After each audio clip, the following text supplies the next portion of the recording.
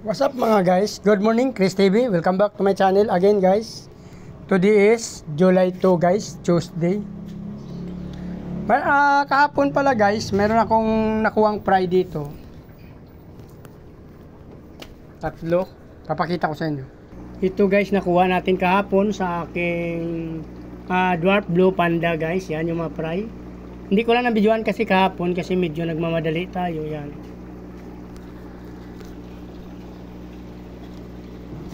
So ilang piraso yan dyan guys. Walang bilang to. Alam ko nasa 12 piraso to guys. Dwarf Blue Panda yan guys kahapon. Ito naman yung sa aking RDSS. Ayan guys, RDSS. Nilagyan ko ng plus dyan saka aerator. Yan.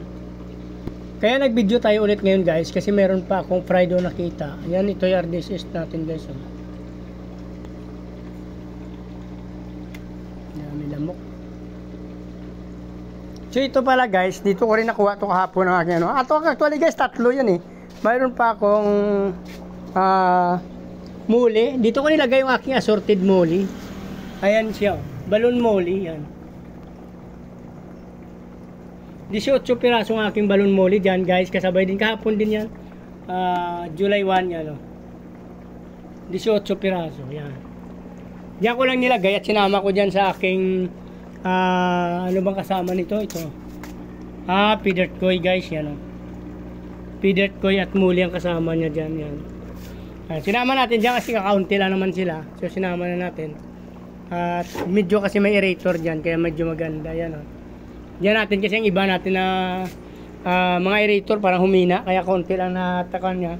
So may gagawin ako niya na diskarte diyan. Naghanap lang ako ng ano guys, yung parang bilog na na drum. Yung lagayan ng mineral water na bilog kasi gagawin natin parang tank, air tank. So wala pa ako nakita kasi kaya humina na dito na wala na Yung iba dyan yan. Humina na kasi sila kasi ilang after 7 months ata humina siya. So maghanap ako at gagawan ko ng air tank. Ito. Pakita ko pala by the way guys, pakita ko sa inyo yung aking nakita ulit na fry dito. Yan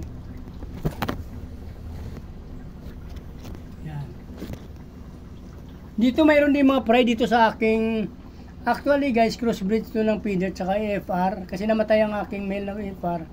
Nilagyan ko siya ng feeder. Ayun mo. Actually grow out sana yan. Yung nakakita tayo ng mga fry dyan. Mangilan-ngilan ng mga fry. So kukuhanin na rin natin. Hindi ko lang alam kung nakita nyo sa video kasi madilim. Yan yung ating mga feeder na cross sa AFR guys. Ayan may mga fry siya.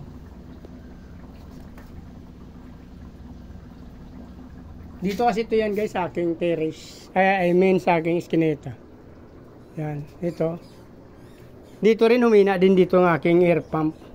So naghahanap tayo kung sino may nakapanood ng video na to at mayroon siyang yung lagay ng mineral water na bilog.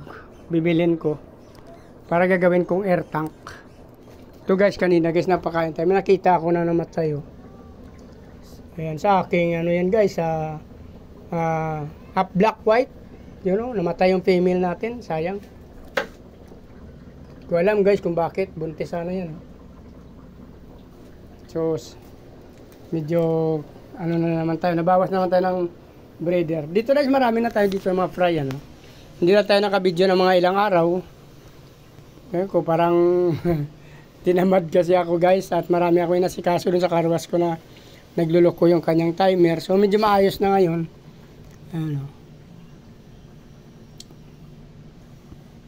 Yan mga fry lahat yan guys, iba-iba. Black Musco, mayroon tayong feeder koi, mayroon tayong bluegrass, iba yun. Meron 2, 4, 6, 6 yan, pampito.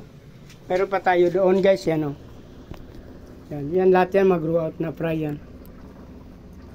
Nilagyan natin ng plants dyan para yung actually nung pumunta ako dun sa kabila kong car wash, nanguha ako dun ng mga wild gabi guys yan.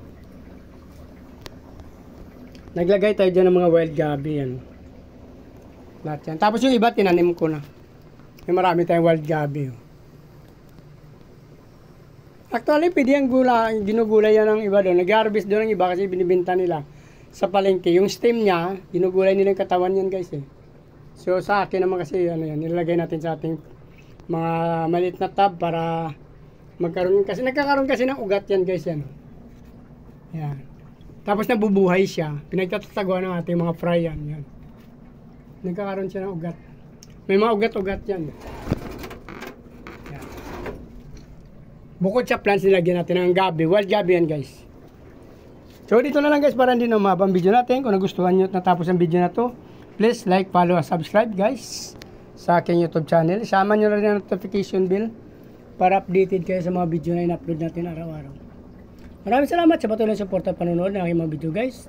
Pag-follow nyo na rin ang aking Facebook page, Chris Molino. Maraming salamat at mabuhay kayo hanggang gusto nyo. Bye-bye!